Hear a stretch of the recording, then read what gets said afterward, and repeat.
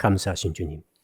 이 밤에도 말씀을 통하여 우리의 인생을 찾아와 주심으로 우리가 주 안에서 어려움을 이기게 해 주시옵소서. 예수 그리스도 이름으로 기도합니다. 아멘. 오늘 밤에 주시는 말씀을 찾아서 교독으로 봉독하도록 하겠습니다. 로마서 8장입니다. 26절로 28절까지의 말씀입니다. 로마서 8장 신약성경 250쪽을 펴주시기 바랍니다. 로마서 8장 26절로 28절 읽을 때에 제가 먼저 로마서 8장 26절의 말씀을 읽겠습니다. 이와 같이 성령도 우리의 연약함을 도우시나니 우리는 마땅히 기도할 바를 알지 못하나 오직 성령이 말할 수 없는 탄식으로 우리를 위하여 친히 간구하시느니라.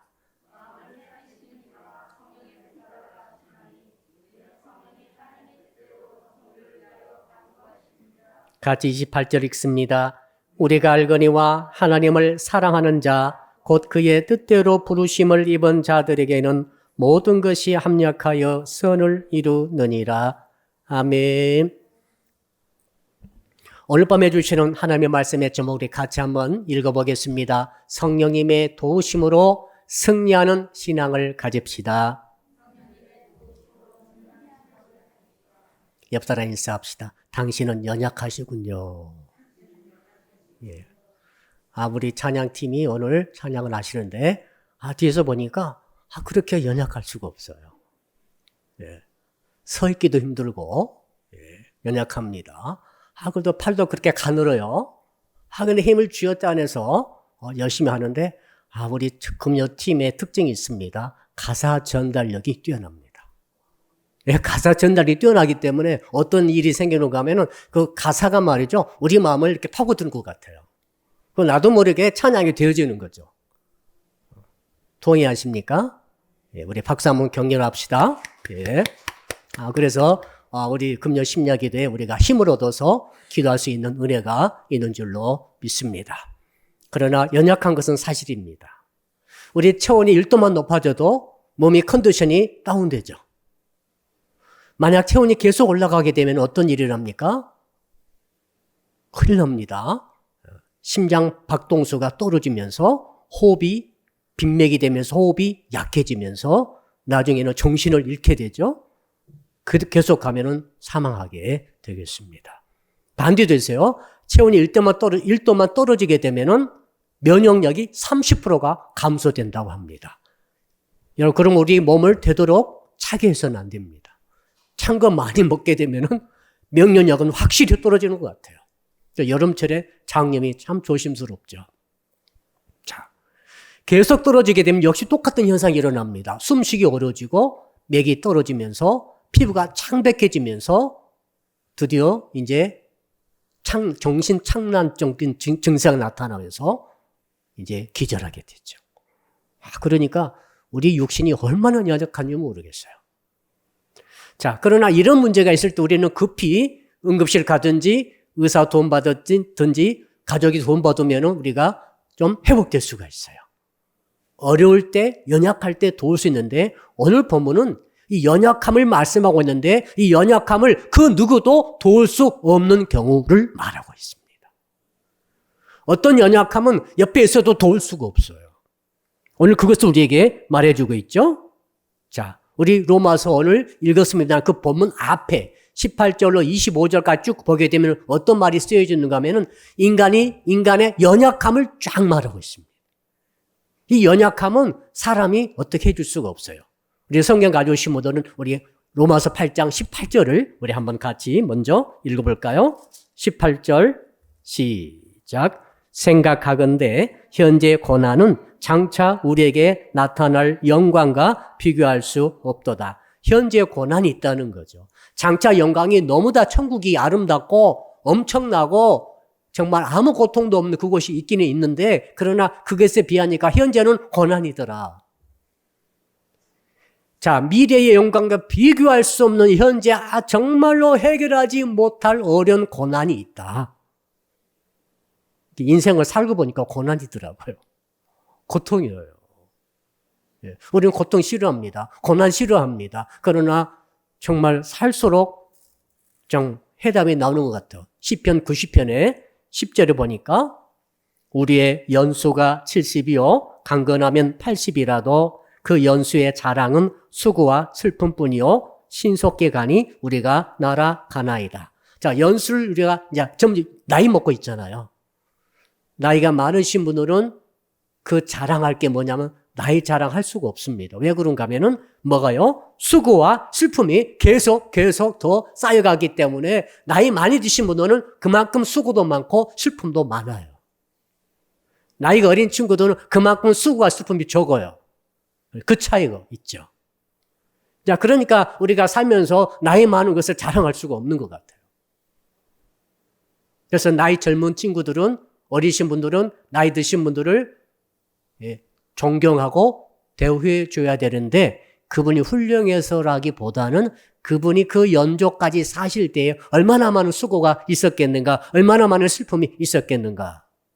나보다 한 살 많으신 분은 1년 더 수고하고 1년 더 고생하신 거죠. 맞나요? 그런 의미에서 우리 나이 드신 분들의 존경을 표해야 하는 것이 아닌가 하는 것입니다. 자, 또 계속 읽다 보니까 19절, 20절 한번 읽어볼까요? 8장 20절. 시작. 피조물이 허무한데 굴복하는 것은 자기 뜻이 아니요 오직 굴복하게 하시는 이로 말미암음이라.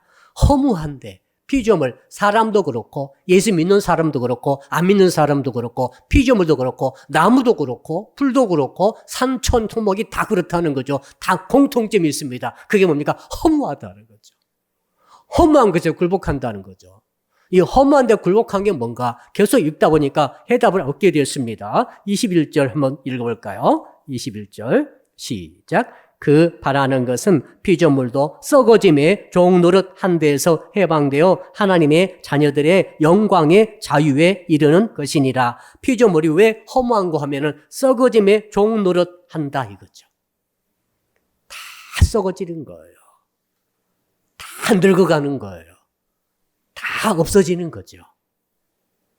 만물이 다 그래요.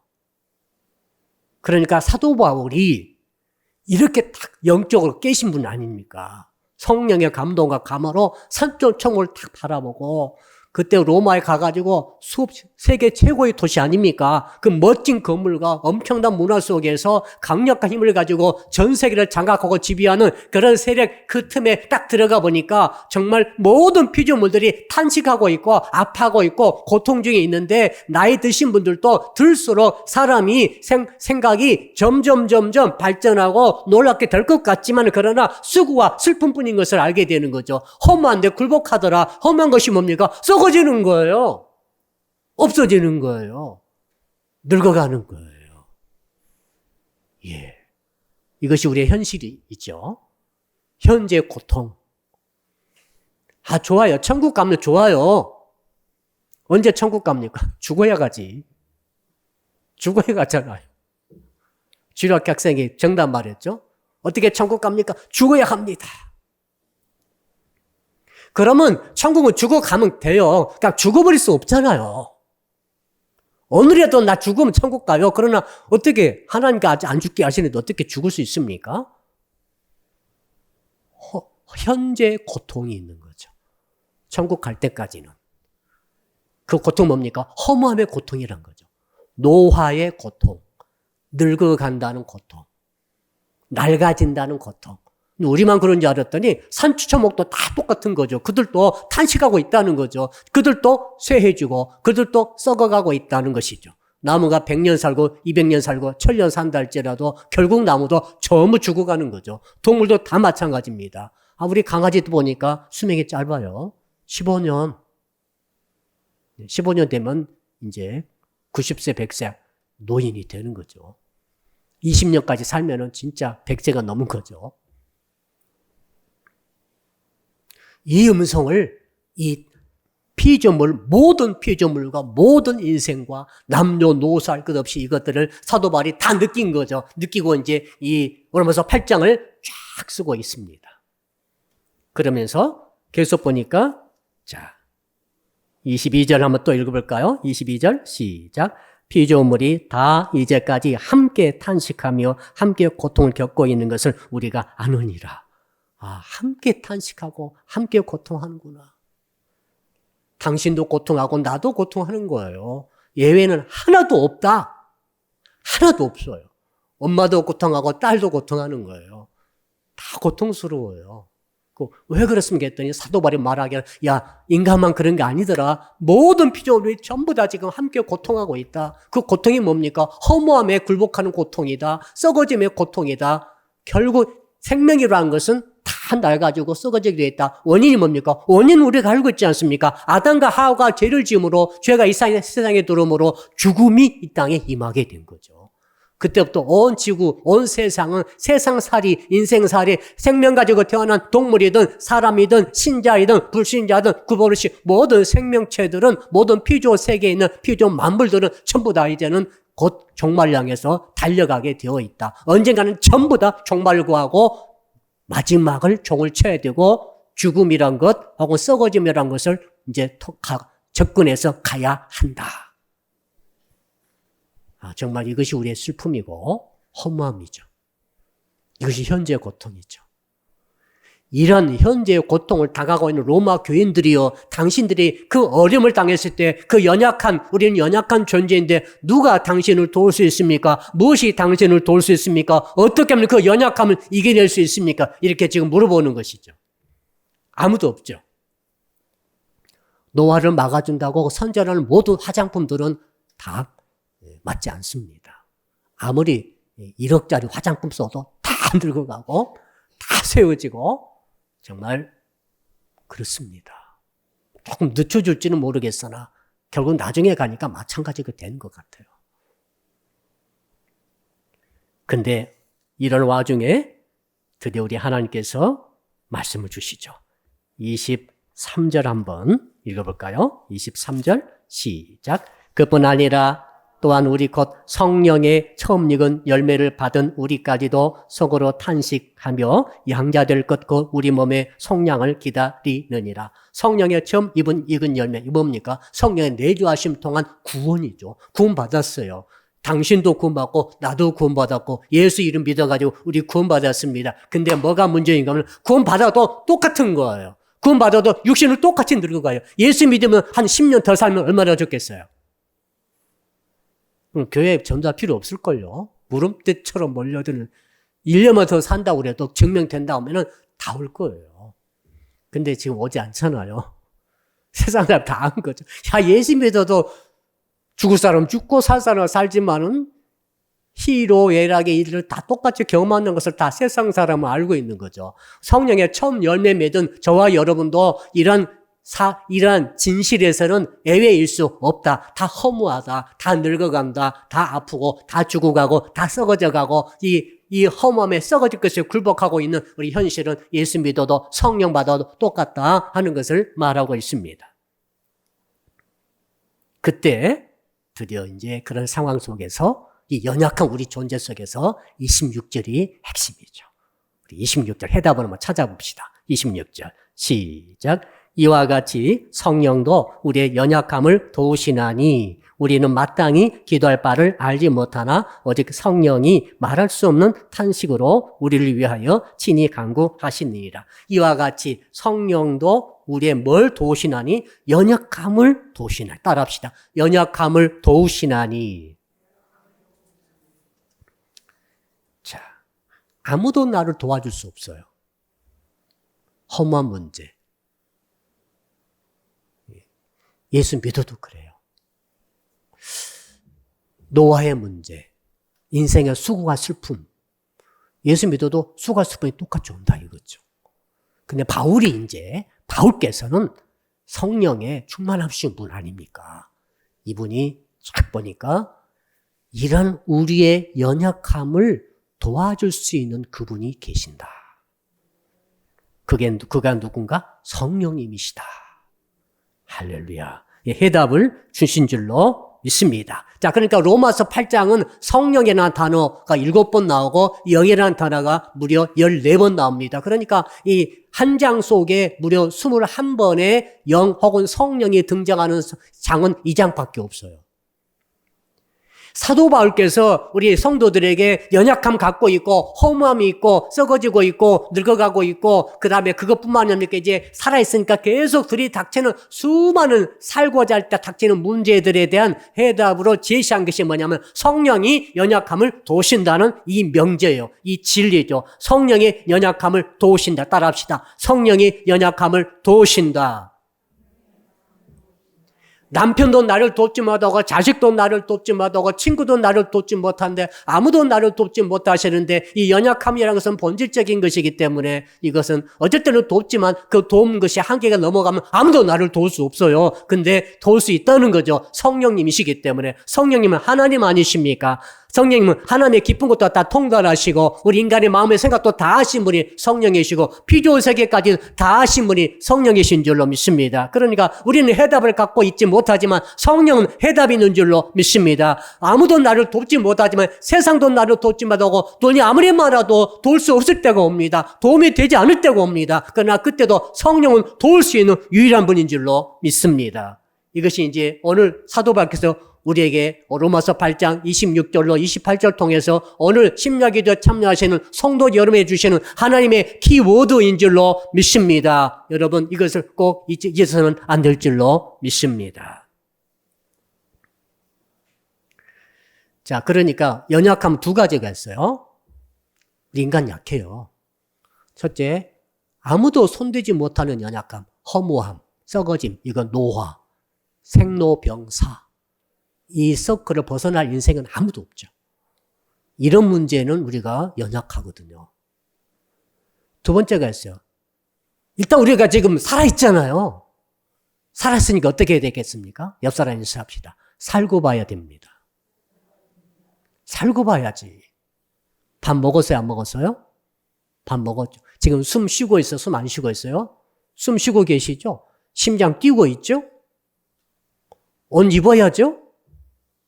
옷 살려면 어떻게 해야 돼요? 돈 벌어야죠? 잠을 자야 하는데 어디서 잘 거요? 마성역 가서 잘 겁니다. 잘 겁니까? 집 사야죠? 집 오직 비쌉니까? 대출 받아 집 샀는데 이자가 막 쌓여갑니다. 갑자기 답답한 이야기를 하니까. 이자가 너무 올라가가지고 지금 정신 팽팽 돌아요. 집을 작은 집 샀더니 야 이게 마음에 안 듭니다. 더 큰 집 가야지. 대출을 질러가지고 샀는데 이자가 팍 올랐어요. 기가 막히네. 그럼 어떡합니까? 갚아 가야죠. 그러다 보니까 다 늙어버렸다. 인생 다 지나가 버렸다. 빚 갚다 보니까 다 지나버렸어. 무슨 말인가요? 우리가 살아있기 때문에 우리는 살아야 되잖아요. 살려면 돈 벌어야지. 학생들은 공부해야지. 시험 봐야지. 시험 없으면 살 것 같은데 해야 합니다. 어릴 때는 정말로 시험 없으면 행복할 것 같았는데 시험 볼 때가 좋을 때 있어요. 돈 벌 때 얼마나 힘든지. 직장 다녀야죠. 사업해야죠. 물건 팔아야지. 한 개를 또 팔아야 되잖아요. 연애도 해야죠. 결혼해야죠. 아기 낳아야죠. 아기 낳으면 답니까? 키워야죠. 키우면 답니까? 결혼시켜야지. 결혼시키는 보통 일 아니야. 결혼시키면 답니까? 손잡아줘야죠. 끝이 없어. 그러니까 이 산다는 게 뭐냐면은 너무너무 많은 문제들을 우리는 아주 운명적으로 우리는 들어가 버린 거죠. 문제의 틀 속에 우리는 들어간 거예요. 인간은 그래서 약한 거죠. 약한 거예요. 이걸 인정하셔야 돼요. 그렇게 다 가만히 있으면 되는데, 건강만 되는데, 또 아파요, 또. 아프면 또 병원 가야죠. 약사 먹어야죠. 건강의식도 먹어야죠. 문제는 뭐냐면은, 따라합시다. 문제가 내 마음대로 해결이 안 됩니다. 꼭 기억하세요. 우리 서현 양 기억하세요. 문제는 내 마음대로 해결 안 돼요. 나는 내 마음대로 해결을 원해. 집 문제도 그렇고, 자식 문제도 그렇고, 재산 문제도 그렇고, 또 무슨 문제 있죠? 신앙 문제도 그렇고, 내가 생각하고 있는 것이 신앙은 이렇게 자라야 되고, 경제는 이렇게 성장해야 되고, 돈은 이렇게 벌 수 있어야 되고, 시험은 이렇게 합격해야 되고, 인간관계가 이렇게 좋아져야 되고, 교회는 이렇게 성장해야 되고, 가만히 놓고 보니까 내 마음대로 된 게 하나도 없어요. 왜 그런가 했더니 남편이 이래야 되고, 아내 여러분들, 남편이 여러분 생각대로 됩니까? 되시면 손 들어보세요.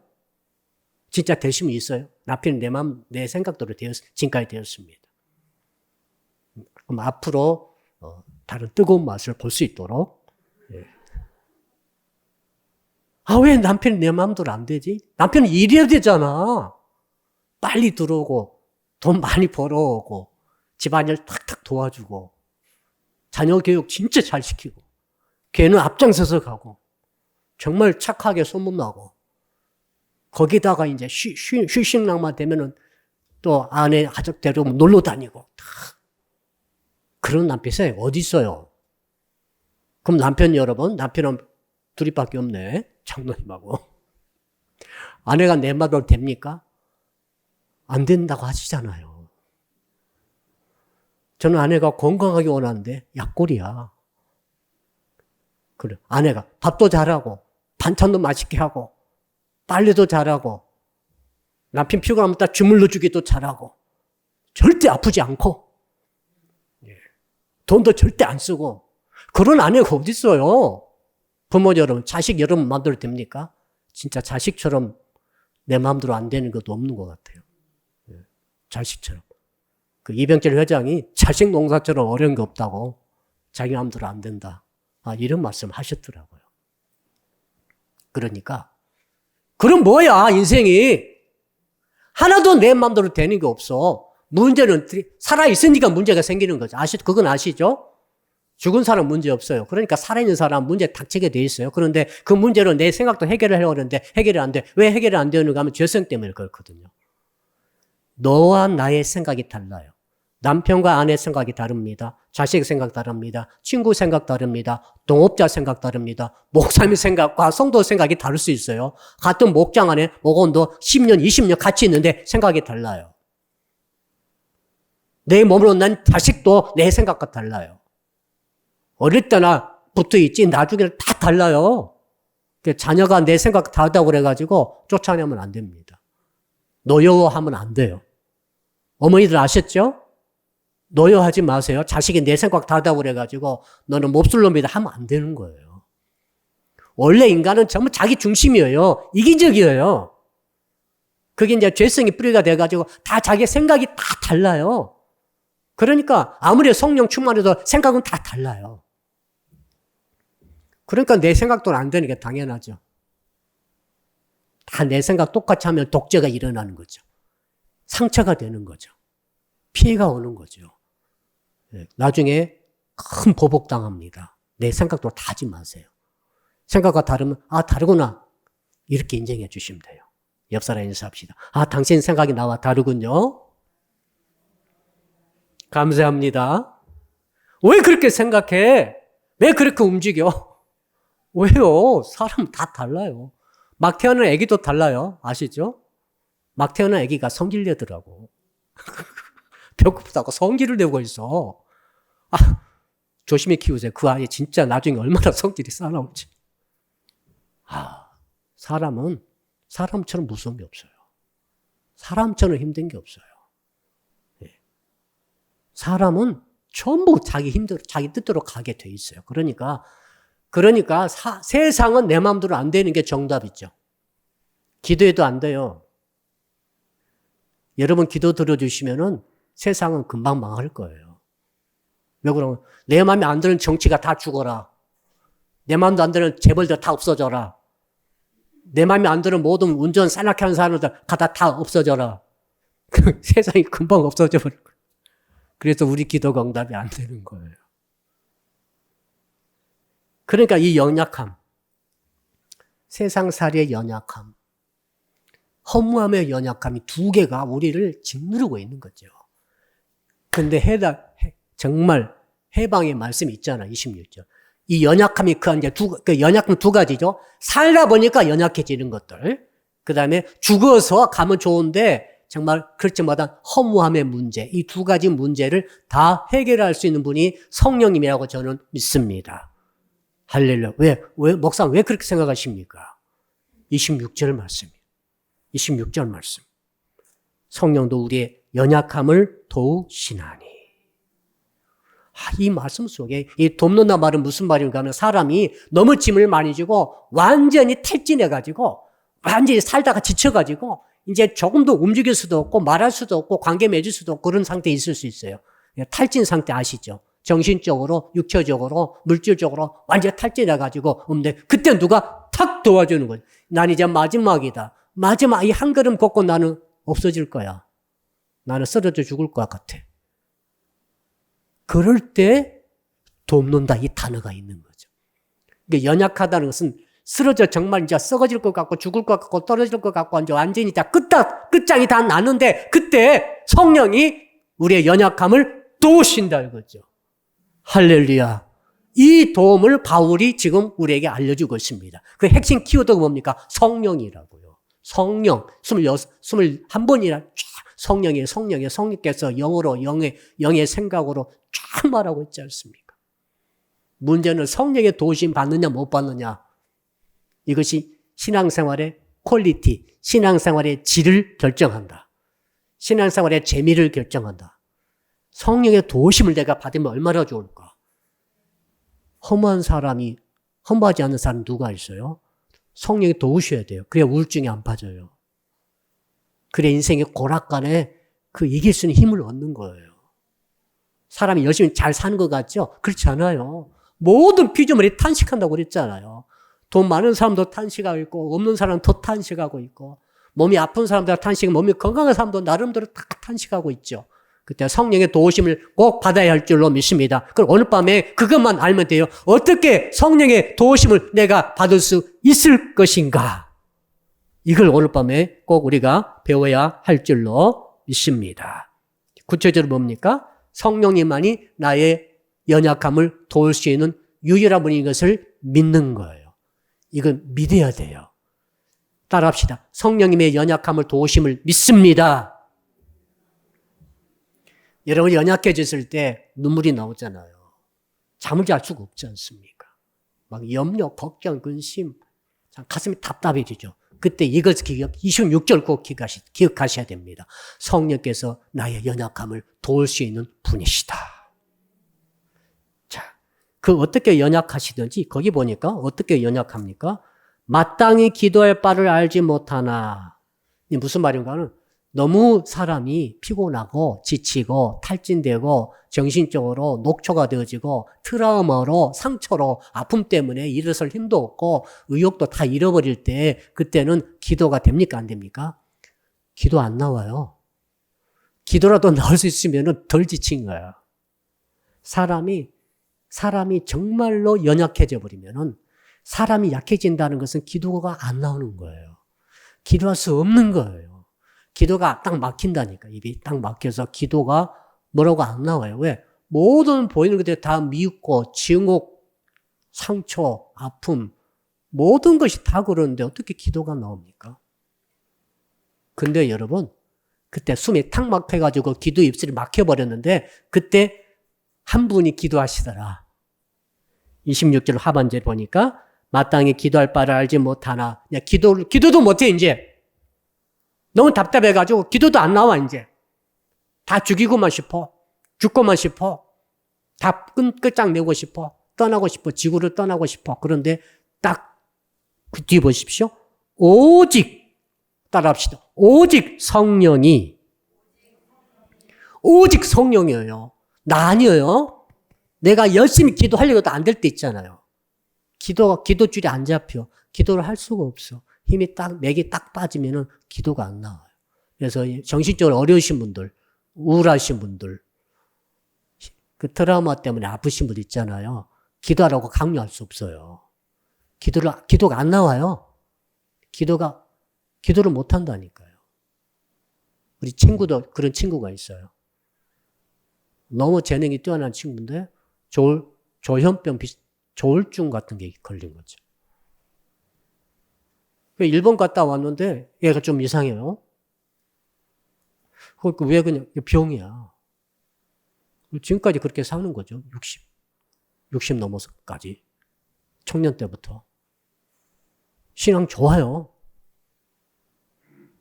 근데 안 되는 거예요. 안타까워요. 근데 오늘 주께서 하신 말씀은 그러나 오직 성령은 나의 연약함, 탄식, 기도도 못한 그 와중에서도 어떻게 한다고 그랬습니까? 따라합시다. 말할 수 없는 탄식으로 우리를 위하여 친히 간구하시느니라. 이것을 믿느냐는 거지. 이것을 믿느냐. 성령이 말할 수 없는 탄식한다. 탄식할 때 있죠. 아이고. 너무너무 사람이 이 탄식이 나올 정도가 되면은 장탄식한다든지, 좋지 못한 광경을 봤다든지, 슬픈 광경을 봤다든지, 억울한 상황을 도달했다든지, 정말로 기가 막혀버리는 그런 상황에 문제에 딱 부딪혔을 때 탄식이 나오는 거죠. 기도도 안 나오고. 그런데 성령께서는 우리는 기도도 못하고 있는데 성령께서 내 속에서 성령께서 탄식으로 기도를 하신다. 야, 나는 기도 못하는데 한번 따라 합시다. 친히 간구하시느니라. 성령이 간구하시는 거예요. 내가 하는 거 아니에요. 성령이 간구하십니다. 이걸 터득하셔야 됩니다. 내 안에 성령이 간구하시고 있더라. 사도 바울은 당신의 인간의 몸을, 성도의 몸을 성전 삼고 성령이 거하신다고 이 말씀을 하셨습니다. 고린도전서 3장 16절에 이 말씀하셨습니다. 성령이 우리 몸을 성전 삼고 거하신다. 이게 얼마나 위대한 진리인지 모르겠어요. 내 몸을 따라합시다. 내 몸을 성전 삼고 계십니다. 여러분 몸이요, 마음이 아니고, 마음도 물론 마음 안에 성령 계시지만 마음을 담고 있는 몸에 성령이 성전 삼고 계신다. 너무너무 구체적이지 않습니까? 성령께서 친히 말할 수 없는 탄식 가운데 어떻게 하시고 계신가 하면 우리 몸 안에서 지금 간구하고 계신다. 그 기도가 뭡니까? 나를 위한 기도죠. 나의 연약함을 위한 기도죠. 내가 허무함에 젖어가지고 빠져나올 수가 없을 때 기도에 간구해 주신다는 것이죠. 내가 살려고 하다 보니까 직장 구해야지, 사업장 찾아야지, 결혼해야지, 아무튼 또 모든 삶의 문제가 너무너무 쌓이는데 그 문제를 문제에 치여가지고 짐에 눌려서 다 죽어가고 할 때 성령께서 말씀 탄식 가운데 나는 자빠져 있는데 성령은 간구하신다. 이것을 네가 믿느냐? 당신이 믿습니까? 여러분이 믿습니까? 라고 사도 바울이 지금 우리에게 묻고 계시는 거죠. 성령이 지금 묻고 계십니다. 네가 정말 연약함에 빠져가지고 아무것도 할 수 없을 때, 그러나 성령께서는 네 속에서 막 탄식하면서 간구하고 있는 것을 믿느냐? 좀 미련한 사람은, 둔한 사람은 육체 고통을 아는데 마음의 고통은 몰라줘요. 불효자와 효자 차이가 뭡니까? 탕자가 불효자였잖아요. 불효자는 탕자의 특징이 뭐냐면은 자기 요구사항을 마음껏 말하고 요구하고 달라고 그럽니다. 내가 필요한 것, 내 욕구, 하고 싶은 것, 이건 굉장히 민감하고 그걸 주장하고 있죠. 그러니까 탕자가 아버지한테 와가지고 유산 내놔라고 그랬을 때 아버지가 유산 내줬죠. 그때 아버지 마음은 어땠어요? 아버지 마음이 어땠냐고요? 세상에 내가 낳아가지고 키워가지고 그렇게 훌륭한 모든 것을 다 맞춰주고 돈 들여가지고 뼈골 빠지게 다 키워놨더니 그놈이 커가지고 유산 내놔라고 하는 거예요. 아버지가 지금 눈 뻔히 뜨고 있는데 유산은 아버지가 죽을 때 갖는 거 아닙니까? 다 돌아가실 때 유산 갖는 거 아닙니까? 맞죠? 여러분 지금 자식이 와가지고 여러분 돈 내놔라고 하면 어떡하겠어요? 아버지 집 팔아서 내 목 주세요. 그러면 어떻게? 아버지가 줬어요, 안 줬어요? 줬습니다. 그런 아버지 마음은 찢어진 거죠. 찢어졌어요. 이걸 못 느껴. 불효자식. 부모의 마음에 못을 받고 부모의 마음이 얼마나 찢어지고 아프고 정말 상처가 되어지고 너무너무 슬픔에 피를 흘리는데 겉으로는 아무렇지도 않죠. 부모도 그렇죠. 괜찮아. 지 배고픈 것은 아는데 부모가 피 흘리는 것은 몰라줘요. 아버지 멀쩡하잖아. 엄마도 건강하시네. 속으로는 지금 피를 흘리고 있는데. 여러분, 성령께서 속에서 탄식하고 있는데 성도들이 돼가지고 성령의 탄식이 뭐야? 몰라주는 거죠. 우리는 이 영적 감수성을 회복해야 되거든요. 성령의 탄식한 것을 알아줘야 됩니다. 효자는 뭐죠? 아버지의 마음, 어머니의 마음을 헤아릴 수 있는 거. 어머니가 이렇게 하라고 하는 것은 어머니의 마음은 이게 아니구나. 그걸 헤아릴 수 있는 사람이 효자 아닙니까? 겉으로는 아무렇지 않아. 그렇지만 얼마나 어머니, 아버지 마음이 아프실까? 그래서 절대로 유산 달라고 안 하는 거죠. 나는 돈 쓰고 싶어도 안 달라고 하는 거죠. 돈 내놔라고 안 하는 거죠. 내가 이렇게 하면 얼마나 아빠가 엄마가 마음이 아프실까? 우리는 이게 너무 둔감한 것 같아요. 영적으로 들어가 봅시다. 영적으로 들어왔습니다. 내 몸 안에 성령님이 계십니다.